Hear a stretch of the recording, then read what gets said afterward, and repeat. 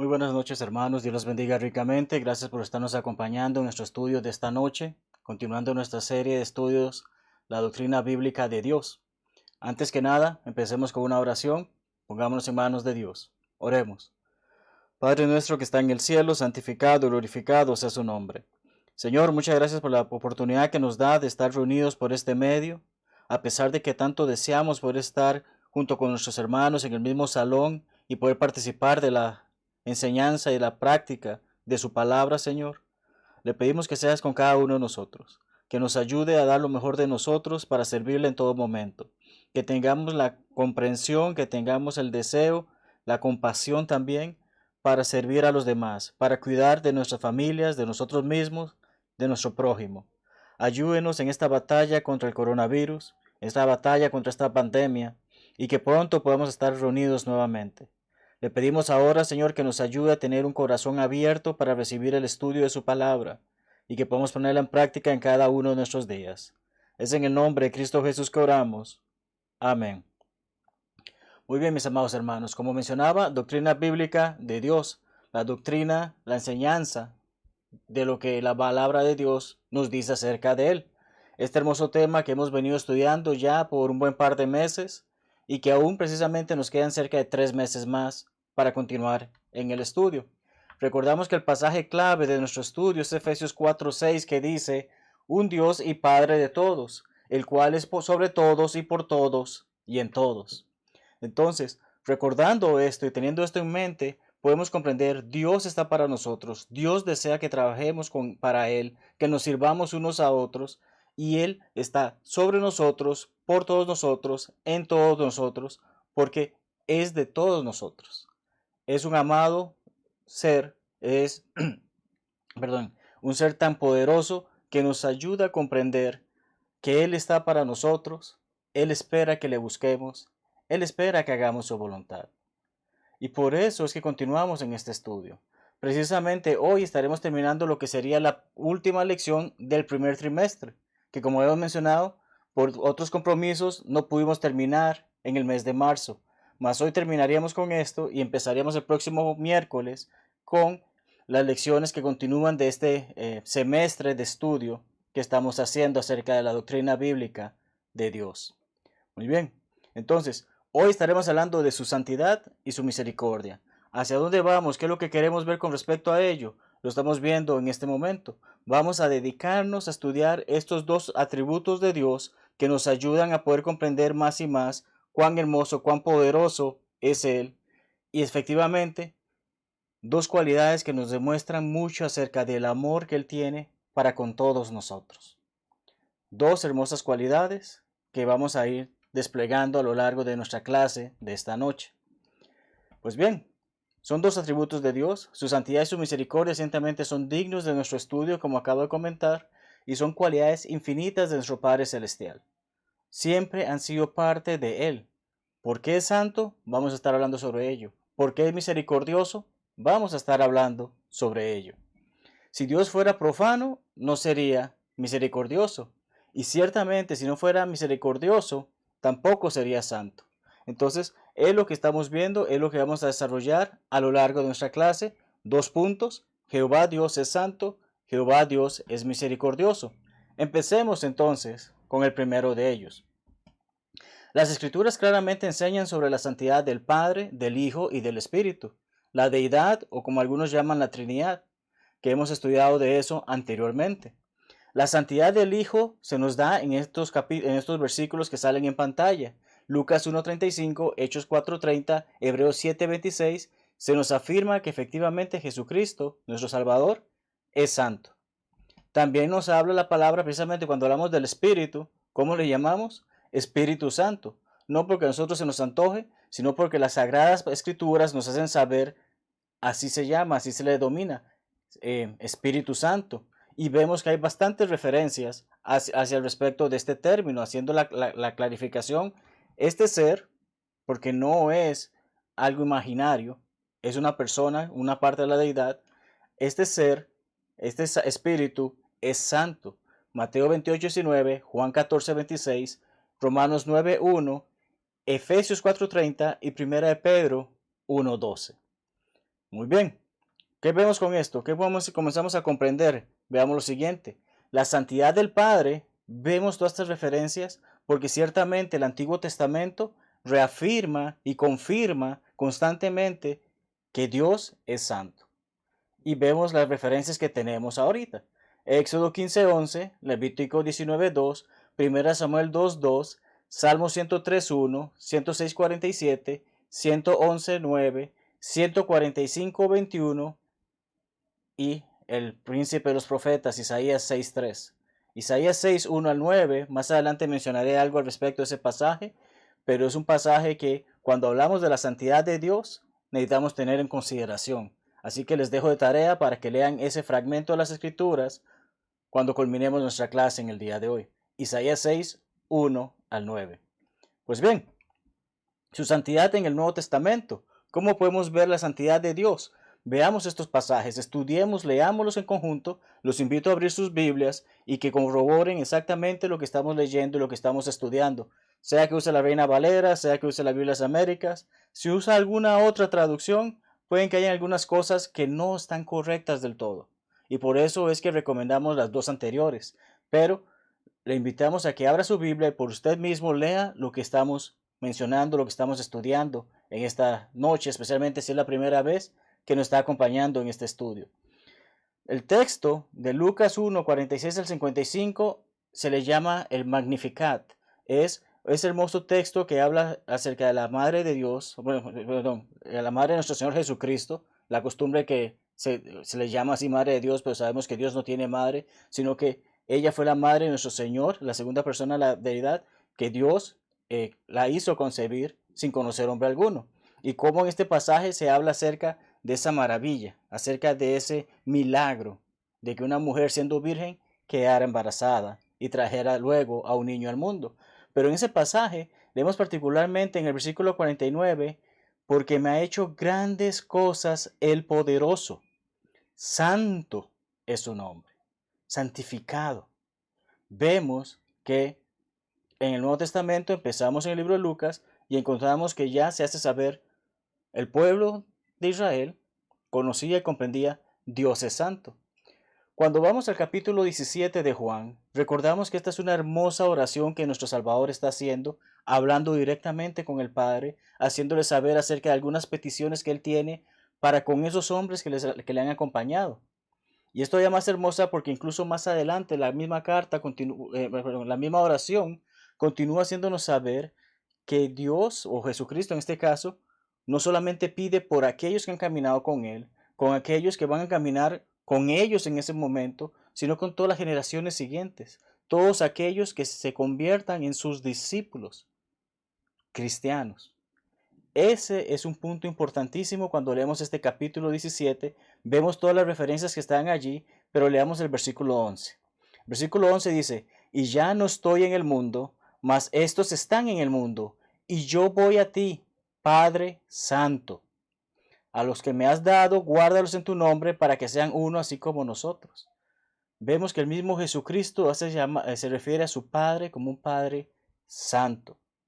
Pedro, ese gran discípulo, que escribió luego 2 cartas, ese gran discípulo que tuvo algunos conflictos en su vida, pero logró resolverlos, y el Señor precisamente le da esas oportunidades. Escribe en esta carta, en la primera de sus cartas, y prácticamente iniciando la carta, versículos 15 al 16, nos dice lo siguiente: sino como aquel que os llamó es santo, sed también vosotros santos en toda vuestra manera de vivir, porque escrito está: sed santos, porque yo soy santo. Dios tiene un gran plan para con nosotros. Y Dios quiere que seamos santos como Él es santo. Más adelante exploraremos más qué es lo que quiere decir con esto. Pero vemos que Dios santo quiere que nosotros seamos santos. Finalmente, vemos Apocalipsis 4:8. Vemos cómo hemos empezado Nuevo Testamento. Hemos cubierto varios de estos libros, llegamos al último de ellos, y en Apocalipsis 4:8 se nos dice: los 4 seres vivientes tenían cada uno 6 alas y alrededor y por dentro estaban llenos de ojos. Sí, es algo que es muy difícil de comprender o de explicar ahorita. No estamos estudiando el libro Apocalipsis, pero lo que vamos a hacer es enfoque en lo que estos 4 seres llegan a afirmar. No cesaban día y noche de decir: Santo, Santo, santo es el Señor Dios Todopoderoso, el que era, el que es y el que ha de venir. Así que vemos que todo esto nos afirma Dios es santo. Dios tiene esa cualidad, tiene ese atributo. Personas que están asociadas con Dios o asociadas a Dios son consideradas santos. Ahora bien, antes de continuar en este punto, deseo aclarar un error que muchas denominaciones, especialmente una en particular, enseñan. Y es que no hay una separación entre algunos hombres con respecto a otros de quién es más santo que el otro y cuál produce milagros y cuál hace todo este tipo de cosas. Es una enseñanza incorrecta, porque precisamente al iniciar la iglesia, tal como leemos en Hechos 2, Jesucristo agrega a su iglesia a aquellos que han de ser santos. ¿Y quiénes son los que son agregados por Jesucristo a su iglesia? Aquellos que han obedecido el Evangelio. ¿Y cómo obedeció en el Evangelio? En base a lo que Pedro dijo según Hechos 2:38. Arrepentidos y bautizados cada uno de vosotros. Todo aquel que hizo eso, todo aquel que se arrepintió y fue bautizado por el perdón de sus pecados, entonces es añadido por parte de nuestro Señor a su iglesia y es considerado un santo. Así que vamos a ver sobre esto precisamente, porque en primer lugar recordamos que el Hijo y el Espíritu, ya los mencionamos anteriormente, son santos. Las Escrituras también nos enseñan, por ejemplo en Mateo 25:31, que los ángeles también son santos. Los escritores, según de Pedro 1:21, dice que fueron inspirados y son hombres santos los que escribieron las Escrituras. Los apóstoles y profetas, de acuerdo a Apocalipsis 18:20, también son considerados santos. Pero precisamente, quiero que leamos Hebreos 3:1, dice de la siguiente manera: por tanto, hermanos santos. El escritor a los hebreos no escribió a cualquier persona en general. No le escribió a algún pueblo o alguna ciudad. No se lo escribió directamente a este fulano o a este mengano, perdón por los términos, pero comprendemos, el escritor a los hebreos escribió a cristianos, escribió a aquellos que han obedecido la voluntad de Dios, aquellos que ya no son judíos, aquellos que ya no son gentiles, sino que han obedecido el Evangelio y han sido agregados a la iglesia del Señor y por tanto son conocidos como cristianos y entre ellos se llaman hermanos y hermanas, como muchos de los que estamos viendo esta grabación hemos comprendido y hemos hecho. Entonces dice hermanos santos. Vemos la importancia de este término, vemos la importancia de esta designación. Una designación que incluso no se basa solamente a personas, porque también hay objetos dentro de las Escrituras que han sido llamados santos. Vamos a ver brevemente algunos de ellos. Tenemos el tabernáculo y luego el templo. Las Escrituras mismas se refieren a ellos como el lugar santo y el lugar santísimo. Se refiere a secciones de ellos, mejor dicho. El tabernáculo tenía una parte que era el lugar santo y dentro de esa parte había una pequeña sección que era el lugar santísimo. Lo leemos en el Antiguo Testamento, de Éxodo 26:33, 1 Hebreos 8:10, y el mismo libro de Hebreos nos hace saber al respecto de esta sección, en Hebreos 9:3. Todos estos pasajes, amados hermanos y amigos que están viendo esta clase, los invito a que los revisen luego a lo largo del tiempo que tengan para repasar lo que hemos estudiado. El día de reposo. Hoy en día sabemos que no practicamos del día de reposo. Es el único de los famosos 10 mandamientos que no es avalado en el Nuevo Testamento. Hoy nosotros dedicamos el primer día de la semana para adorar a Dios en espíritu y en verdad, en base a lo que aprendemos en Hechos 27 y otros pasajes de las Escrituras que nos deben saber. El día de reunión, el día dedicado a Dios, es el primer día de la semana. Pero en su momento, de acuerdo a lo que decían lo que decía la ley de Moisés, de acuerdo a lo que decían los 10 mandamientos, en Éxodo 28, leemos que efectivamente el día de reposo era considerado un día santo, un día apartado, un día separado, un día consagrado, un día dedicado. Eso es lo que dice la palabra santo, el significado básico de lo que es la palabra santo. Las escrituras son consideradas santas o sagradas. Según Timoteo 3:15 nos dice las sagradas escrituras. Así que lo que leemos en la palabra de Dios, lo que estamos estudiando, lo que estamos viendo, esas palabras que están escritas en ese libro o en esa aplicación del celular, poniéndonos más modernos, es sagrada, es consagrada, es santa. el texto que estamos leyendo. La antigua Jerusalén en su momento fue considerada santa. Era el pueblo de Dios y el pueblo de Dios tenía esta ciudad como la ciudad más importante para rendirle culto, para rendirle adoración, para rendirle servicio a Dios. Mateo 4:5 nos habla acerca de esa ciudad santa. Hoy hay una nueva ciudad santa y está en el cielo. Aquellos que somos cristianos, que hemos obedecido el Evangelio de acuerdo con la palabra de Dios, dice, somos ciudadanos. De ahí que dice que nuestra ciudadanía, las escrituras dicen, nuestra ciudadanía no está aquí en la tierra, sino que está en los cielos. Esa es la nueva Jerusalén, esa es la nueva ciudad santa, el cielo. Apocalipsis 21:2 y 22:19 nos hablan al respecto. Así que, ¿a dónde vamos con todo esto? Hemos hablado de personas que son consideradas santas, hemos hablado de objetos que son considerados santos, hemos visto cómo las escrituras constantemente hablan que Dios es santo. Entonces, ¿qué es lo que tratamos de ver? ¿Qué es lo que tratamos de identificar? ¿Qué significa este rasgo de los atributos de Dios? Muy bien, simplemente significa totalmente bueno, infinitamente bueno. No hay nada que podamos reprocharle a Dios. No hay nada dentro de esta característica, este rasgo, este atributo de Dios que podamos decir, Él no es así. Así de simple, hermanos. Así de simple es esta hermosa enseñanza que estamos teniendo acerca de esta cualidad de nuestro Padre Celestial. Totalmente sin ningún rastro de maldad. Totalmente sin ningún rastro de maldad. Veamos Habacuc 1:13. Nos dice acerca de Dios y este inspirado profeta escribió, muy limpio eres de ojos para ver el mal, ni puedes ver el agravio. ¿Qué es lo que quiere decir el profeta con esto?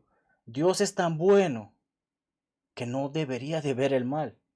Ya, para él le produce algún tipo de asco, de aborrecimiento. Él no puede tolerar el mal. Sus ojos no deberían de ver el mal de lo bueno que él es. Porque como mencionamos, totalmente bueno, infinitamente bueno.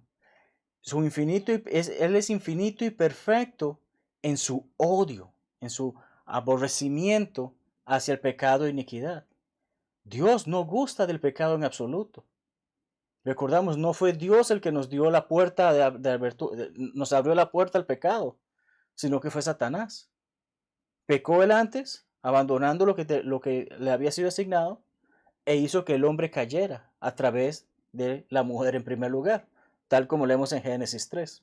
Entonces, infinito y perfecto, y siempre recordamos, perfecto quiere decir completo, no le hace falta nada a Dios. En este sentido, su odio hacia el pecado y la iniquidad es totalmente infinito, es totalmente completo. De ahí que es tan santo Él. Precisamente ese santo está totalmente separado de este error que tristemente entró en el mundo por una mala decisión del hombre. Pues bien, nosotros tenemos pies de barro, Él no. Recordamos en Génesis 12 nos dice que de la arcilla Él nos creó. Otros pasajes en otros libros nos dicen que del polvo venimos y al polvo vamos, especialmente en el libro de Eclesiastés. Somos de barro. ¿Qué quiere decir esto? Somos frágiles, podemos rompernos, podemos destrozarnos, podemos debilitarnos, mas Dios no.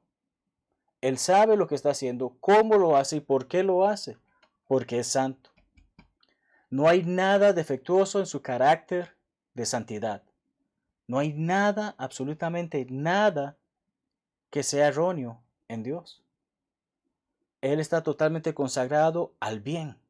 No hay forma de que Él se aparte de la bondad y del bien. De allí que su pueblo debe ser apartado, dedicado y consagrado. Cuando aceptamos que el Evangelio es la palabra de Dios, cuando lo escuchamos y comprendemos y creemos que Dios efectivamente es quien es Él, cuando comprendemos que ese arrepentimiento que Él busca aparte de nosotros es que todo eso malo que hacíamos lo pongamos a un lado, no nos acordemos más de ello. Dios tiene un gran plan para con nosotros y precisamente recordamos en ese momento que dijimos, Jesucristo efectivamente es el Hijo de Dios.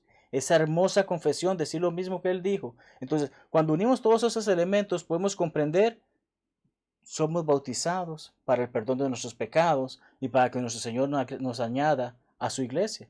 Entonces, en ese momento somos apartados, dedicados y consagrados a Dios, para servirle a Él, no para servir más al mundo.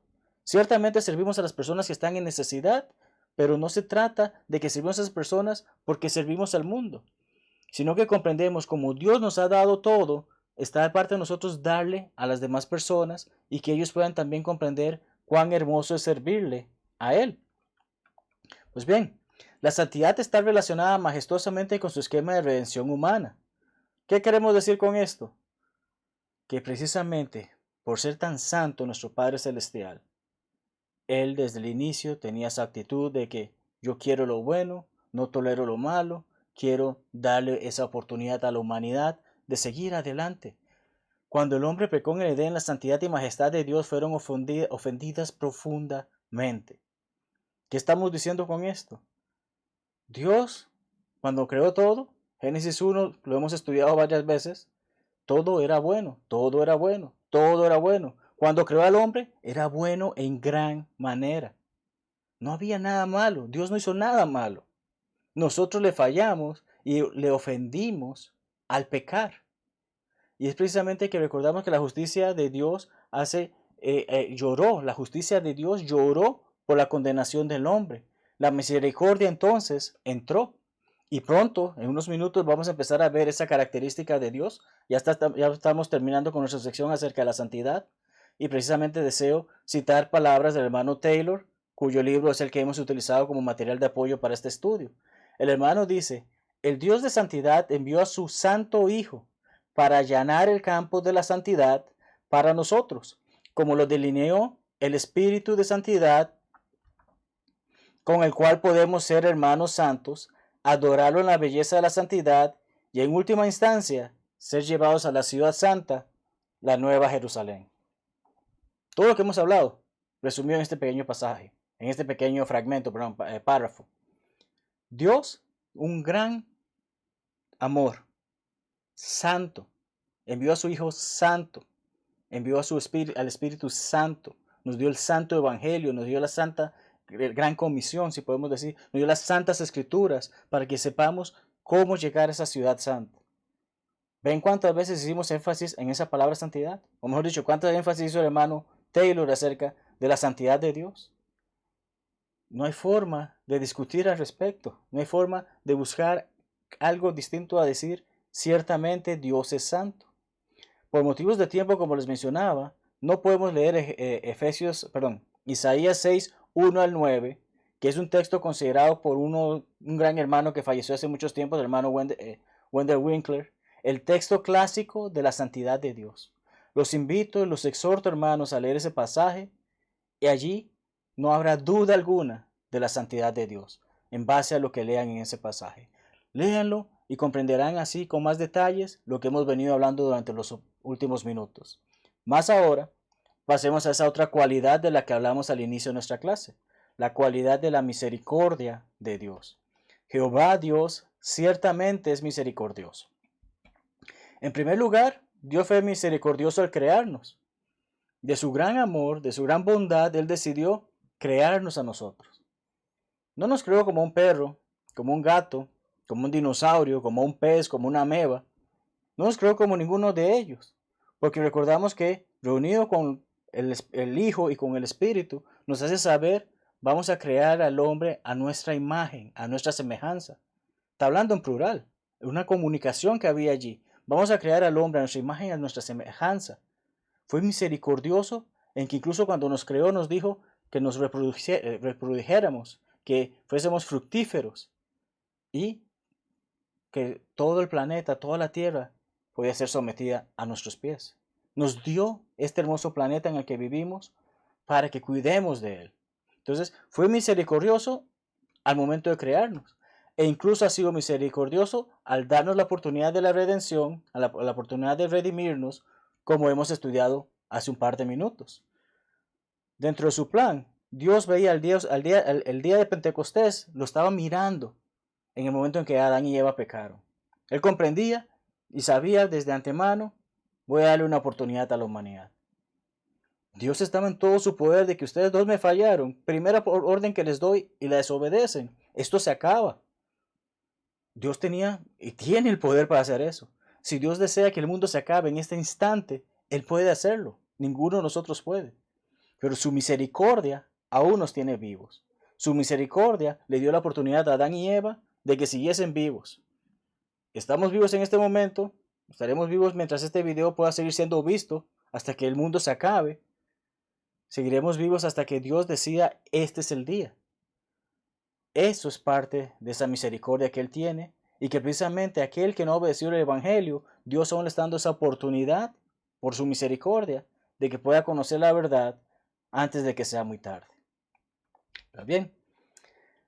Chesed, Yanan, Rakham no son nombres para niños que vengan después de la pandemia, ¿verdad? Nombres para elegir para un bebé. Son palabras que suenan bastante extrañas. Y claro que nos suenan extrañas porque nosotros no hablamos hebreo. Y probablemente la forma en que yo las he pronunciado no sea la correcta. Pero son las tres palabras que más identificados podemos estar con la traducción al español como misericordia. Estas palabras en sí llevan por significado bondad, piedad, inclinarse en bondad hacia un inferior, compasión, bondad, piedad, misericordia. Esto es lo que quieren decir estas palabras. Cada vez que fueron utilizadas en el Antiguo Testamento, en las Escrituras, eso es lo que llevaban por idea. Algunas veces traducidas misericordia, compasión, bondad, piedad, pero en sí es lo que llevan esto. Y vemos que dentro de su significado dice inclinarse en bondad hacia un inferior. Ya, pensemos en eso. Somos inferiores a Dios, de eso no hay duda. El ser humano desea mostrarse más grande que Dios, nunca lo va a hacer. Pero Dios incluso se inclinó para hacernos un favor. Se inclinó para ayudarnos. Se inclinó para mostrarnos que nos ama. Lo vemos en el Antiguo Testamento, lo vemos en el Nuevo Testamento. Palabras un poco más fáciles de pronunciar provienen del griego. Eleos, eleo y oiktermon. Tres palabras que suelen ser traducidas como misericordia y compasión, tanto en traducciones más antiguas como las más actuales. Quieren decir compasión, compasivo, misericordioso. Dios es misericordioso con nosotros. Y así como anteriormente leímos que debemos de ser santos como Él es santo, en Lucas 6 también encontramos un pasaje que dice que debemos de ser misericordiosos como Él es misericordioso. Así que tenemos grandes enseñanzas a través de estos términos y a través de aprender el lenguaje de las Escrituras, del gran amor que Dios tiene para con nosotros, en mostrarnos su misericordia. Vengamos entonces al español. En el idioma español, la palabra misericordia es definida como virtud que inclina el ánimo a compadecerse de los sufrimientos y miserias ajenos. ¿Hay alguien que está sufriendo? Que siga sufriendo más. Esa actitud no es la correcta, pero sabemos que muchos la practican. Alguien está padeciendo, voy a ver cómo le ayudo porque esa persona está pasando por una miseria que gracias a Dios yo no estoy pasando en este momento. Entonces comprendemos esta virtud, una virtud que debe ser desarrollada por cada uno de nosotros, porque si somos hijos de Dios y Dios es misericordioso, nosotros podemos comprender que hay una necesidad por parte de nosotros de llegar a ser misericordiosos. La misericordia y la compasión se utilizan indistintamente en las traducciones actuales de la Biblia. Así que quizás en un pasaje lees compasión y tal vez agarras otra traducción de la Biblia y dice misericordia, vemos que están conectados. Es el mismo concepto, lleva la misma idea.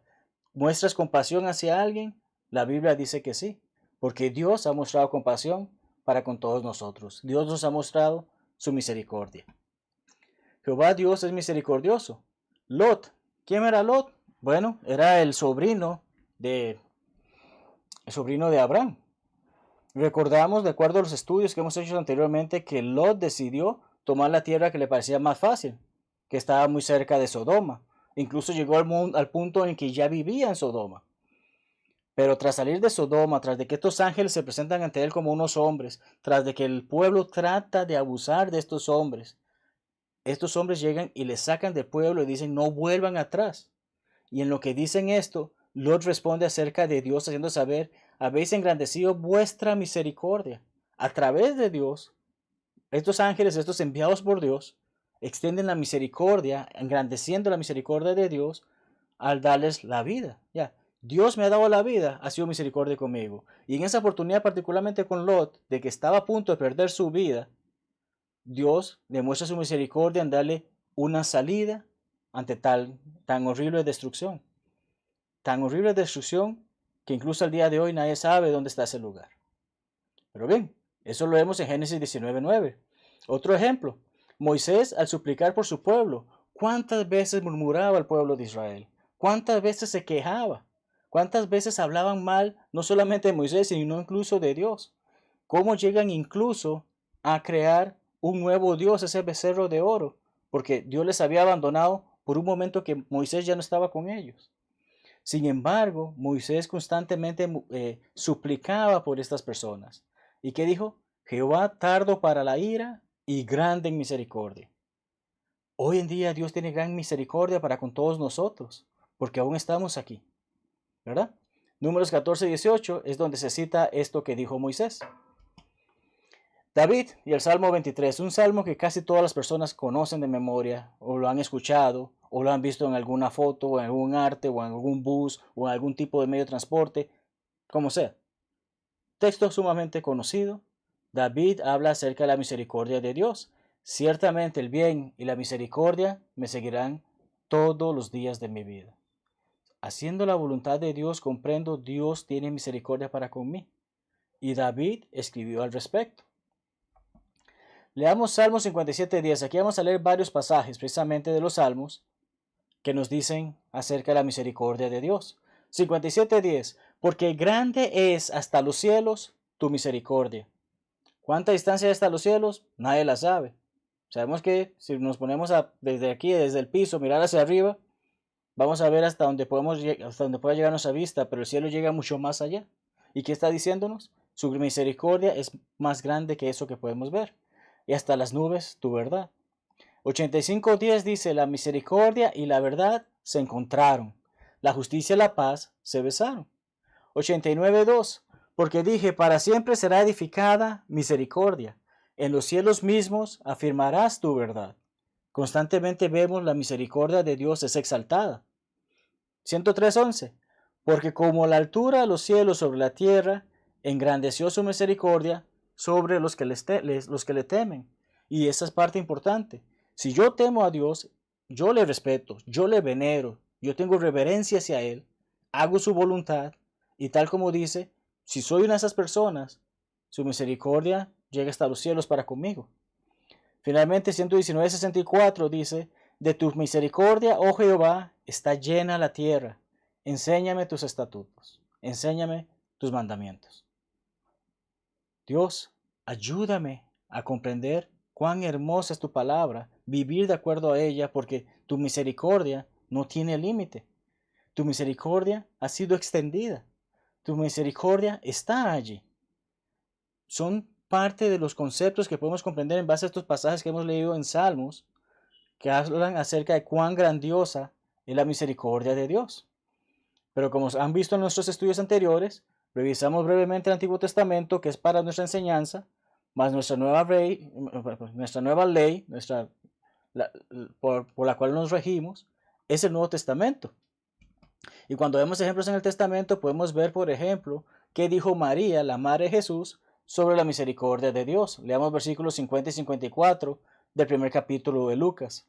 Y su misericordia es de generación en generación a los que le temen, llevando la idea y el contexto de lo que esta mujer había aprendido en base a los estudios de la palabra, en base al estudio de los salmos y todo lo que había sido enseñado desde su infancia. Y el 54, socorrió a Israel su siervo, acordándose de la misericordia. Dios siempre se acuerda de su pueblo. María, la madre de Jesús, nos hace saber esto. ¿Qué dijo el humilde publicano en su oración? Recordamos que nuestro Señor Jesucristo nos da una enseñanza acerca de esto. Y cuando leemos Lucas 18:13 dice, Dios, sé propicio a mí, pecador.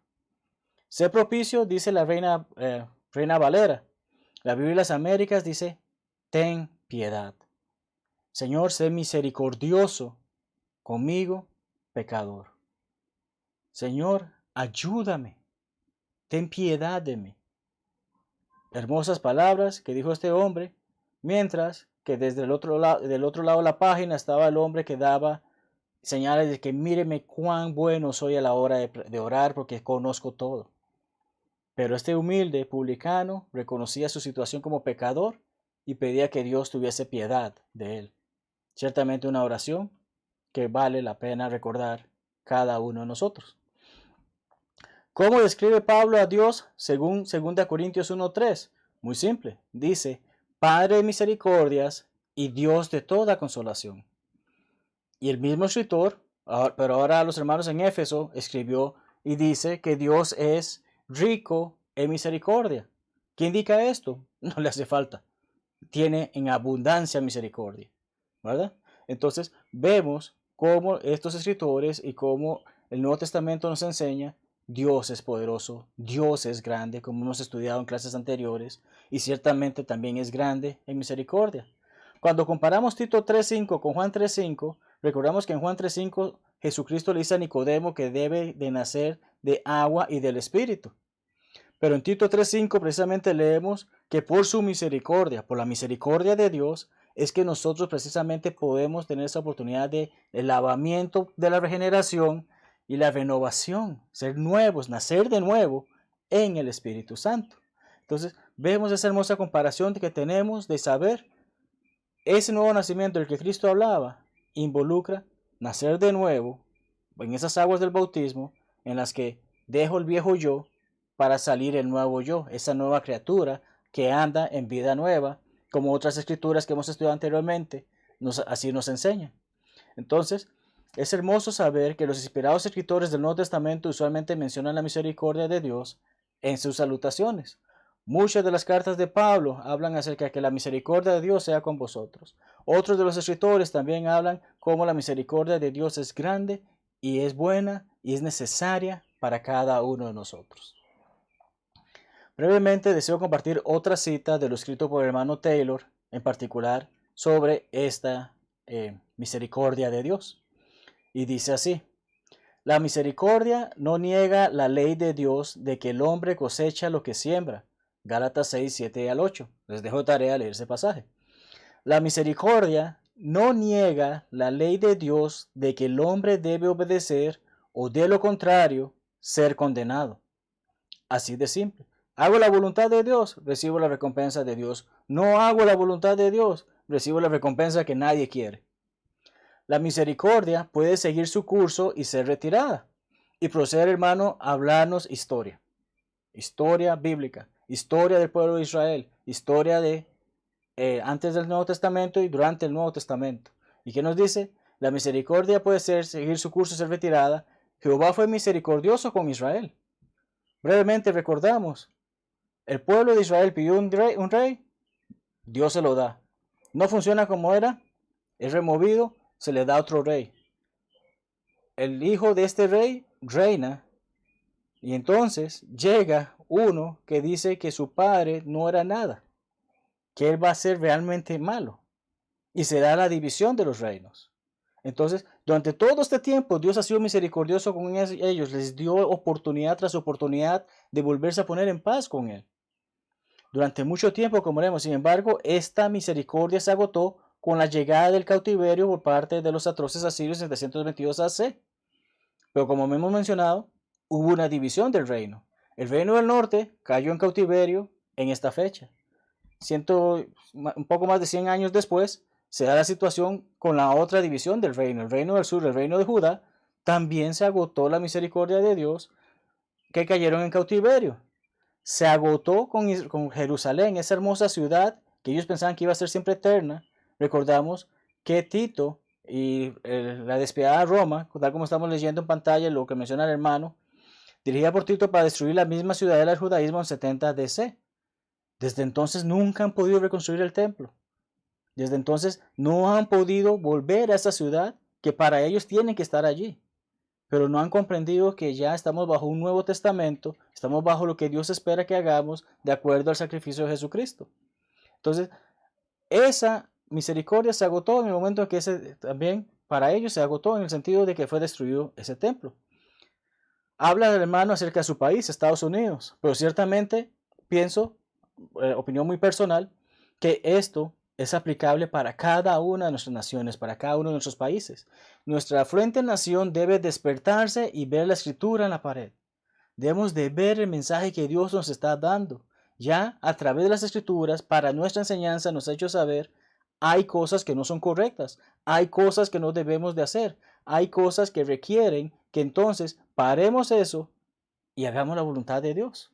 No caer en los errores de esos dos reinos, no caer en los errores que causaron que Jerusalén fuese destruida. El pecado sigue siendo una reprobación para toda persona. Mientras siga en pecado, sigo siendo reprobado ante los ojos de Dios. Y nuestra nación se revuelca en la lascivia, que es la lujuria, sensualidad, corrupción y crímenes de horror indescriptible. Hermanos, especialmente en el momento que estamos viviendo ahora, debemos de acatar lo que las autoridades dicen. Aquellos que están viendo este mensaje, recuerden, Dios es todopoderoso, pero Dios también nos da advertencias. ¿Y cómo es posible que en un momento en que estamos viviendo una pandemia, hay personas que quieren hacer lo que les da la gana, exponiéndose no solamente a ellos, sino también a sus conocidos, a sus seres queridos, a sus vecinos y a muchas más personas? Entonces, es importante respetar esto y no cometer estos crímenes de horror indescriptible. Comprender, debo de mantenerme a salvo, debo hacer las cosas que son correctas y seguir en el camino que debo de andar respecto a Dios. Miqueas 6:8 nos da un texto hermosísimo. Nos hace saber lo siguiente: oh hombre, Dios te ha declarado lo que es bueno y qué pide de ti. Solamente que hagas justicia, que ames la misericordia y que te humilles ante Dios. Es así de simple, hermanos. Si hago lo que es correcto, todo va a andar bien. Si amo la misericordia de Dios y la practico, todo va a estar bien. Y si ciertamente reconozco mi lugar ante Dios, todo va a andar bien. El mundo puede caerse, pero nosotros seguimos en el camino de Dios. Así que, para ir concluyendo con nuestra lección en el día de hoy, deseo ver los siguientes detalles. Detalles que son sumamente simples de comprender en base a lo que hemos estado hablando. En primer lugar, ciertamente Dios es misericordioso. Su Hijo Jesucristo es misericordioso. El Espíritu Santo que fue enviado para ayudar a los apóstoles y que hoy en día tengamos la revelación de la palabra de Dios, ciertamente es misericordioso. El Evangelio se desborda en misericordia. La palabra de Dios es esa señal que nos ha dado de cuál grande es su misericordia para que nosotros podamos estar en ese gran día con Él. ¿Cuánto desea su misericordia? Yo la deseo mucho. Pero ¿cuánto practico yo de la misericordia? Es una pregunta fuerte. ¿Cuánto nos involucramos en ser misericordiosos? ¿Cuánto hacemos por ayudar a los demás? Por ver la miseria de alguien y convertirla en una alegría. Eso es lo que Dios nos está enseñando constantemente en su palabra, en sus acciones, y es algo que debemos de poner en práctica si decimos ser hijos de Dios. De ahí que hago esas preguntas. La misericordia de Dios no será mostrada a los inmisericordes. Les dejo de tarea que lean Santiago 2:3 y Judas 20:21, en los que claramente se nos afirma por qué es importante que nosotros nos involucremos en ser misericordiosos. Porque como mencioné, sed santos como Dios es santo y sed misericordiosos como Dios es misericordioso. Así que, en este momento, deseo que respondas esta pregunta. Es muy simple. ¿Eres uno de sus santos? Recordamos, los santos son aquellos que obedecen la voluntad de Dios y son añadidos por Jesucristo a su iglesia. ¿Eres uno de ellos? Si es así, ¿qué haces para ser santo como Él es santo? ¿Cómo te involucras en servir de la manera que Él desea que le sirvas? ¿Cómo te involucras en vivir de la manera que Él quiere que vivas? ¿Cómo te involucras en ser misericordioso como Él lo es? ¿No lo eres? ¿Qué estás esperando para llegar a serlo? Si tienes esa necesidad, si tienes ese deseo de aprender más de lo que involucra ser un cristiano de acuerdo al Nuevo Testamento, de acuerdo a la palabra de Dios, y poder ser añadido a la única iglesia que realmente importa, porque la iglesia del Señor no es mía ni de ningún otro cristiano en el mundo, es del Señor. Nosotros simplemente somos miembros de ese gran cuerpo del cual Él es su cabeza.